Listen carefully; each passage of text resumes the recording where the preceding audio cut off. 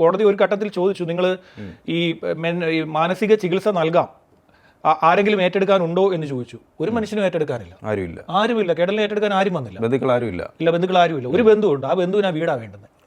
ആ നന്ദൻകോട്ട് 113 number Baynes കോമ്പൗണ്ടിലെ 113 number വീട്, ആ വീട് വേണം.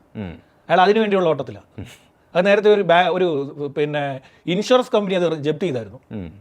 ഇൻഷുറൻസിന്റെ കമ്പനി വന്നത് ജപ്തി ചെയ്ത സമയത്ത് ഞാൻ ഇവിടുത്തെ ഒരു മെയിൻ സ്ട്രീം മീഡിയയിലായിരുന്നു. അപ്പോൾ ഞാനത് വാർത്തയാക്കി, ഒരു ഇൻഷുറൻസ് കമ്പനി ഇത് ജപ്തി ചെയ്തിട്ടുണ്ടെന്ന്.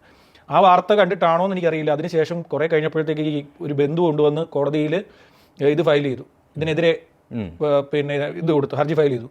അങ്ങനെ അത് ഫയൽ സ്വീകരിച്ച കോടതി അത് സ്റ്റേ ചെയ്തിരിക്കുക, ജപ്തി നടപടി. അതായത് ആരും ഇല്ല എന്നിരിക്കെ അത് മനസ്സിലാക്കിയ സ്വകാര്യ ഈ ഇൻഷുറൻസ് കമ്പനി ബാങ്ക് ഇത് ജപ്തി എടുത്തുകൊണ്ട് പോവുകയായിരുന്നു എന്നാണ്. ഒരു മനുഷ്യന് നോട്ടീസ് നൽകിയോ? ജീവിച്ചിരിക്കുന്ന അതിന്റെ ഒരു അവകാശം എന്ന് പറയുന്നത് കേടൽ മാത്രമാണ്. അല്ല, അങ്ങനെ ആയാലും അയാൾ ജയിലിൽ കിടന്നാലും അയാൾക്കല്ലേ ഇത് ക്രയവിക്രയം നടത്താൻ പറ്റുള്ളൂ, മറ്റേ ബന്ധുവിന് പറ്റുമോ? ഇല്ല. അയാൾ അതിൽ അവകാശം ഇനിയുള്ള അവകാശം, അതായത് രക്തബന്ധുവാണ് അയാൾ, ഈ മനുഷ്യൻ. അതായത് പ്രൊഫസർ ജീൻ പത്മയുടെ ബന്ധുവാണ് എന്നാണ് എൻ്റെ അറിവ്.